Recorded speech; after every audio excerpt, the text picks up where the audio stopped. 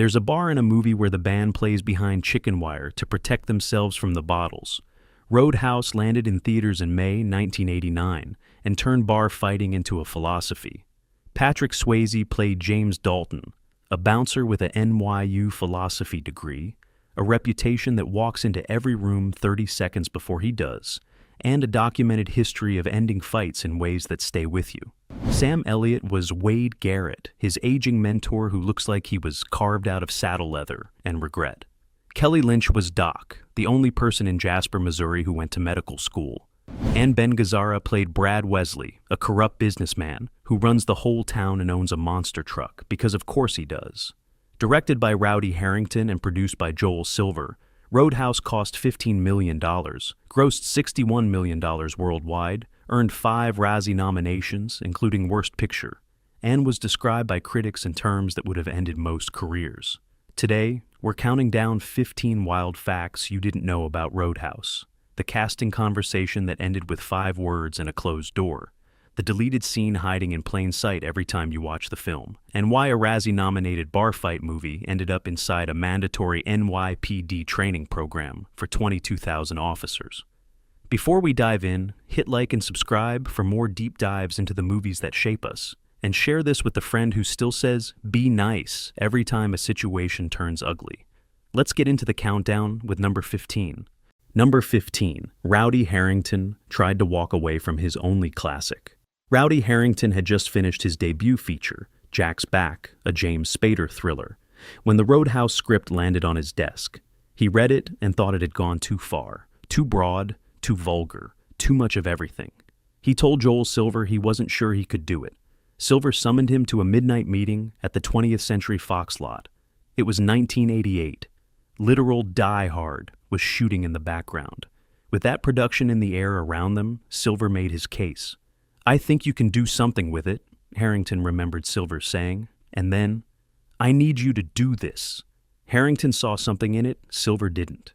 "This was a Western," he said years later. "You've got the gunslinger coming to town. He's got to meet the bad guy running the town, who's got his own gunslinger to go head-to-head at the end." He said yes.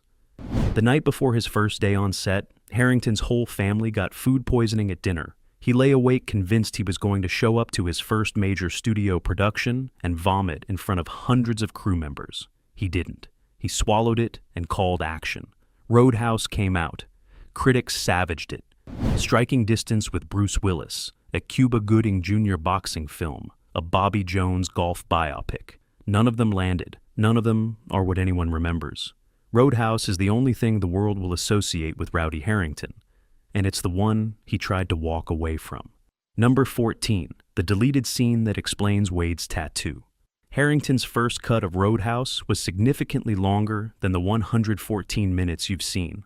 According to the 2016 Shout Factory documentary, it contained, among other things, a scene where Dalton puts the Double Deuce bouncers through ballet training as part of their conditioning regimen, in onesies. Patrick Swayze, trained at the Harkness Ballet School and the Joffrey Ballet School in New York, who danced professionally before acting, whose movement in every fight scene carries the muscle memory of a trained dancer, made a movie where he taught bar bouncers to do ballet, and that scene was cut because the film was running too long. What else went? Keith David had a complete introductory arc. He shows up at the Double Deuce with his girlfriend, racists start trouble, Dalton defends him and hires him on the spot. In the version you know, Keith David is just there, standing around with barely a line, hired for a reason you can't figure out. A subplot about the town sheriff was shot and dropped. The final showdown originally showed Dalton taking down every henchman on screen. In the released cut, you only see the last 3, the most quietly devastating deletion. A scene where Wade Garrett tells Dalton about a woman named Rose, the one true love he lost. In the version that exists, when Dalton finds Wade's body at the bar and turns him over, the camera holds on to a tattoo on his arm. It says Rose. Without the deleted scene, it means nothing, which is why if you've ever watched that moment and felt something was off without knowing why, now you know why. Next time you watch Roadhouse, find the Rose tattoo. You were always supposed to know what it meant. Now you do. Number 13, the guitarist in Roadhouse wasn't fiction. The character of Cody, the blind guitarist fronting the Double Deuce house band, appears in the Roadhouse screenplay as a young blind blues rock guitarist who plays the guitar flat in his lap. That is not a fictional character description. That is Jeff Healey. The screenwriter had seen Healey perform in a Toronto bar and been so arrested by his technique that he wrote the character around him without ever contacting him. No call, no letter, just a physical description of a real, specific person dropped into a film script. When music supervisor Jimmy Iovine received Healey's demo tape and the Roadhouse script in the same week, he only had to look to about the 8th page to find the description. The match was exact. As Healey himself later explained, "We thought it was quite a coincidence till we found out that the writer is from Toronto and had seen us. So everybody figured they might as well get the same band that was used as the script model to be in the picture." That's what happened. The Jeff Healey band was hired to play a fictional version of themselves in a Hollywood film. Before they'd agreed to anything, before a single scene had been shot, before most of the country had heard of them. Every bar scene was performed live on set. Harrington insisted on it, which is why, when you watch the Double Deuce come alive on screen, something feels different from every other scene in the film. It isn't choreographed. It isn't faked. The band is genuinely playing, and Healey is genuinely there, doing the thing a stranger watched him do in a Toronto bar and decided was too specific to leave out of a screenplay. Number 12, Roadhouse, spent $500,000 on 4 seconds.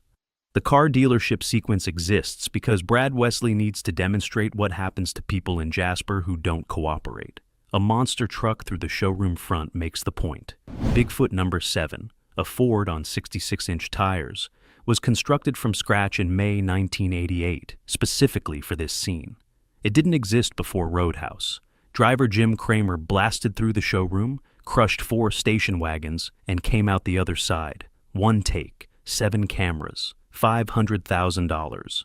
Over 3% of Roadhouse's entire $15 million budget on 4 seconds of screen time. There was also a river crossing sequence filmed and then cut entirely. Owner Bob Chandler hit a hole in the riverbed mid-shoot, and the current nearly swept the truck under. The scene was dropped, gone.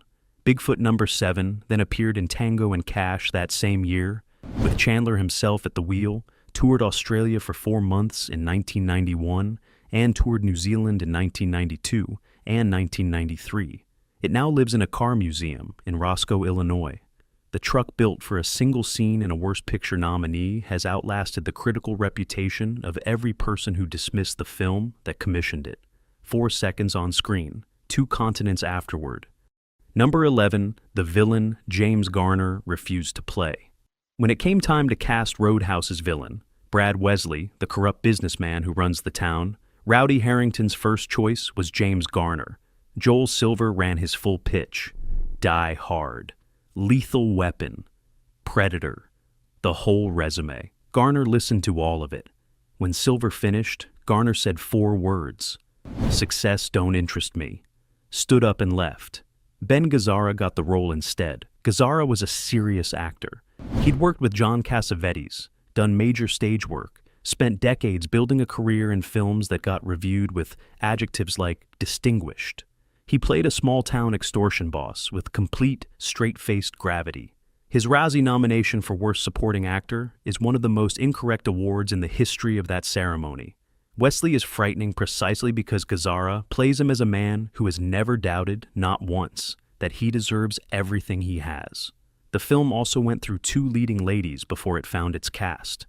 Annette Bening was the original Dr. Elizabeth Clay, cast, then replaced when the chemistry wasn't there. Kelly Lynch got the call. Bening went on to receive 5 Academy Award nominations. Lynch became part of the film Bill Murray Calls His Brothers About from Foreign Countries. James Garner said success didn't interest him. The film he walked away from earned $203 million lifetime, got used to trained police departments, and is still being watched by strangers at 2 a.m. 35 years later. Success found it anyway. Number 10, Sam Elliott, said no until the director begged. When Rowdy Harrington went to cast Wade Garrett, the aging mentor, the best cooler in the business, the man who would eventually arrive in Jasper and get himself killed, his first choice was Sam Elliott. Elliott said no.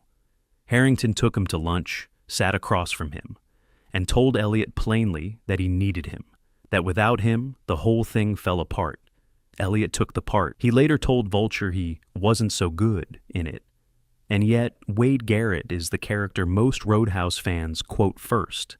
The grin, the drawl, the way he enters a room like he already knows how the night ends.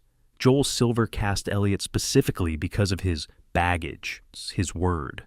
By 1988, Elliott had built 2 decades of quietly impressive work in westerns, dramas, and character roles. Silver wanted that weight in the room. He wanted you to believe this man had been in bars like the Double Deuce before, many times, and had never once been the one who left early. Elliott became the most recognizable face of the entire film and the only person in the cast to later receive an Academy Award nomination. For A Star is Born in 2018, nearly 30 years on, the man who said no, the man who told Vulture he wasn't good in it, the most recognizable face in the entire film. Number 9, Patrick Swayze was never just a pinup. The Roadhouse soundtrack features Bob Seger, Little Feat, Otis Redding, and Jeff Healey covering Bob Dylan.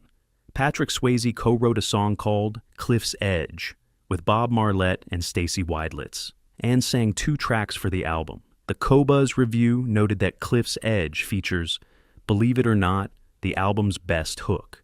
A song Swayze co-wrote has the best hook on a record he shared with Bob Seger. Gene Siskel called him a mindless pinup boy. In his May 1989 review, 2 years earlier, Swayze had co-written She's Like the Wind for the Dirty Dancing soundtrack, which peaked at number 3 on the Billboard Hot 100. Before his film career, he'd played Danny Zuko on Broadway. He trained at 2 professional ballet schools. He did most of his own stunt work on Roadhouse and trained with kickboxing champion Benny Urquidez, who Teague later recalled retired from fighting 52 and 0, and who described Swayze's movement as a cat, a real catty type of motion. Siskel wrote his review in May 1989. The chart single came out in 1987. The Broadway run came before that. Siskel was reviewing a performer he'd already decided on before the lights came up. One credential, that's all he took in. Number 8. The 2-paragraph movie became a whole book. In 2018, critic Sean T. Collins, whose bylines include the New York Times, Rolling Stone, Pitchfork, and Vulture, made a statement. I could write about Roadhouse every day for a year and never run out of things to say about it. So, in 2019, he did. 365 essays. Daily, microfiction, song parodies, scene-by-scene close readings, deep dives into the philosophy of bouncing, character studies of people with 4 lines of dialogue. The complete project was published as Pain Don't Hurt, Meditations on Roadhouse, cloth-bound in Double Deuce red, linen with silver foil stamping and neon blue end papers, limited edition of 100 numbered signed copies. It sold out. The same film inspired an adult fan fiction zine on Etsy, a commentary track from Kevin Smith and Scott Mosier, and a Mystery Science Theater 3000 episode where the crew became so absorbed in comparing everything to Roadhouse that they wrote Dalton into A Christmas Carol. Let's have a Patrick Swayze Christmas for the closing credits of their Santa Claus Conquers the Martians riff. The critics in 1989 spent 2 paragraphs on Roadhouse. A serious journalist spent 365 days on it and ran out of days before he ran out of material. It wasn't the critics. Number 7. Roadhouse's most famous line. Wasn't in the script. The most famous line in Roadhouse, the one Marshall Teague's character delivers to Swayze during the river fight, was not in the script. What the script contained for that entire scene was one word. Fight. Stunt coordinator Charlie Picerni confirmed it. Everything. The 5 nights of shooting at 5.5 hours per night, the 72 takes, the log that cracked Swayze's ribs, the kick that cracked Teague's eye socket, was built on the riverbank from nothing. The line emerged in the final hours of filming, when Joel Silver was standing on the sidelines, trying to find something raw for Teague to say. Teague says it came out of him in the moment. Silver said, "I like it, keep it." Harrington, in a separate interview, says Silver wrote it. Nobody has agreed on the authorship in the 35 years since. What everyone agrees on. Teague was once crossing the sea concourse of Atlanta's Hartsfield Airport when a stranger on the other side of the terminal shouted it at him. Everyone stopped. The stranger walked off. "That happens all the time," Teague said. Disputed authorship.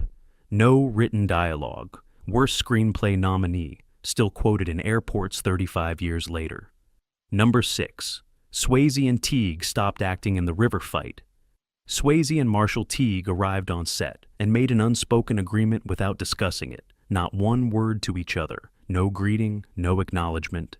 2 full weeks before they filmed a single scene together, they moved around the same set as strangers. The first night of the fight, Teague taunted Swayze's kicks as weak. Swayze went red as a fire engine and delivered a kick that sent Teague skidding 10 feet across the ground. From that point, the crew couldn't contain them. 9 people piled on top of both men at once. They had stopped performing. Teague threw a log he believed was a breakaway prop. It wasn't. Cracked 2 of Swayze's ribs. Swayze's spinning kick caught Teague's eye socket. "He cracked my eye, so I cracked his ribs," Teague said later. "We even? Yeah, we're even." The signature moment was the last thing filmed. Applied as a prosthetic in 12 minutes, in 42-degree river water, captured in 1 take. The makeup team applied it at sunrise. Director Rowdy Harrington had gotten the idea from a story he'd heard in college. A martial artist who had actually torn out an enemy's trachea. He put it in the script. The prosthetic team built it. Swayze grabbed it in 1 shot. Teague had bet $500 he wouldn't break the surface until they called cut. He stayed under, surfaced with both hands raised. "Pay me." Number 5, Dalton's bouncer. Rules became police training. In February 2015, following the death of Eric Garner and the national reckoning it triggered around police use of force, the NYPD implemented a mandatory 3-day retraining program for every officer on the force. Part of the curriculum, confirmed to the New York Post by police sources, was a clip from Roadhouse. The clip, Dalton addresses the Double Deuce staff and lays down his rules. Be nice. If somebody gets in your face and calls you a name, I want you to be nice. Ask him to walk. Be nice. If he won't walk, walk him. But be nice. An instructor told the assembled officers, you have to have a thick skin and hit play. The program cost $35 million. It covered 22,000 officers. It used Roadhouse as a de-escalation framework. The Razzie Awards had nominated this film for Worst Picture. Joel Silver had described his vision for the film in 3 words that left nothing to the imagination. And in 2015, the largest police department in the United States selected the conduct philosophy of a fictional bouncer who, in the same film, takes a man's life with his bare hands, as a model for professional restraint. Dalton's 3 rules are now part of the official training record of the New York City Police Department. Nobody in 1989 saw that coming. Number 4. The role critics mocked became Swayze's blueprint. The New York Times reviewed Roadhouse in May 1989 and declared it was sending Swayze's career spinning out of control.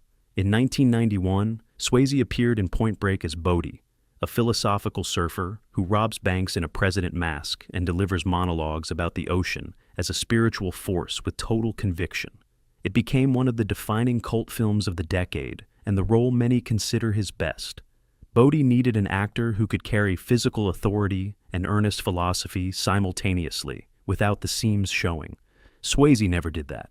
Dalton has a philosophy degree and practices martial arts and takes a man's life with his bare hands and carries the guilt of it like a burden. He says, "Pain don't hurt," to a doctor who's stitching him up, and means every word. Swayze plays Dalton exactly the way he'd play Bodie, fully committed, no irony, no distance.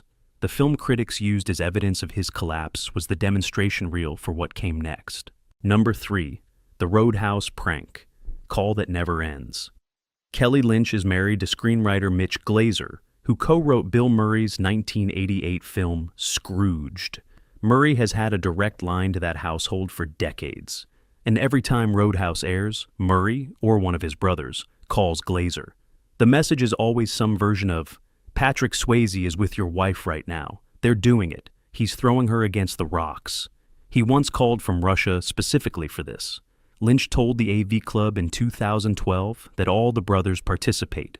Joel has called, Brian Doyle has called, they will all call, any and all of them. During AMC Roadhouse marathons, the phone doesn't stop. It doesn't matter if it's 2 or 3 in the morning. Lynch dreads it every time she sees the film trending on Twitter. Glazer once walked into the room mid-interview, overheard what Lynch was describing, and leaned in to confirm it was true.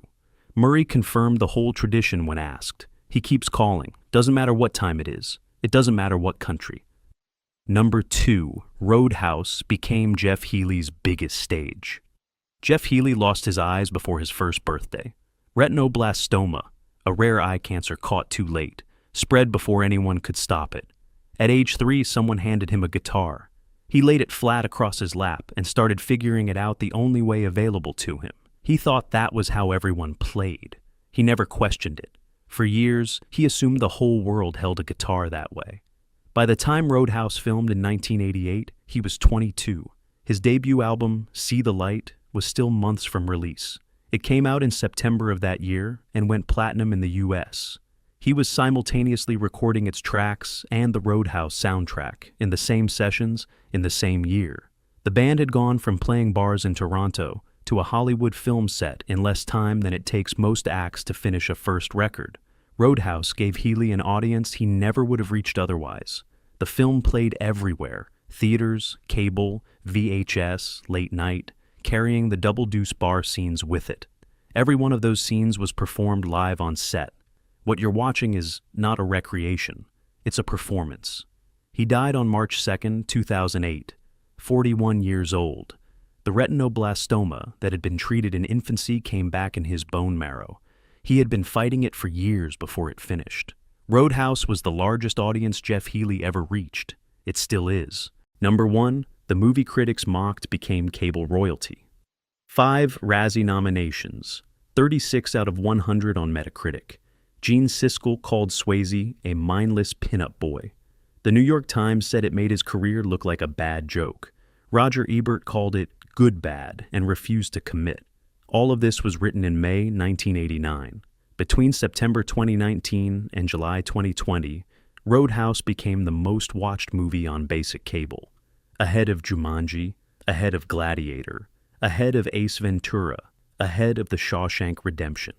Its total lifetime gross across every format now exceeds $203 million. On a $15 million budget. The Razzie founder eventually listed it among the 100 most enjoyably bad movies ever made, the closest that institution has ever come to a correction. The critics weren't wrong that Roadhouse is ridiculous. They just thought ridiculous was an insult. Dalton sews up his own injury in the opening scene. He takes a man's life with his bare hands and carries the weight of it like a philosophical burden. He says, "Pain don't hurt," while a doctor is stitching him up, and means every syllable. Every frame of this movie is preposterous, and Swayze plays all of it like he's performing Shakespeare. A man taking something absurd with absolute seriousness is one of the most watchable things you can put on screen. Roadhouse has been proving it at 2 a.m. on basic cable to anyone willing to land on it for 35 years. The critics wrote their reviews. A country in lockdown made its choice. That's the whole story. And there you have it. 15 facts about Roadhouse that the Double Deuce never put on its wall. Which one surprised you most? The deleted ballet scene, Murray calling from Moscow, the tattoo that means nothing unless you know what was cut? Let us know in the comments, hit like and subscribe so you don't miss our next one, and tell us which film we should wade into next. Until next time.